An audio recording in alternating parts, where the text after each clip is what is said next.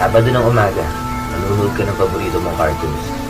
Tapos nadinig mo parang ang ingay sa labas. Pagsilip mo, yung mga kalaro mo naglalaban ng text.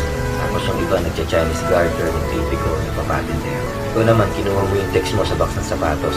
Lumabas ka para makipaglaban. Natalo mo sila.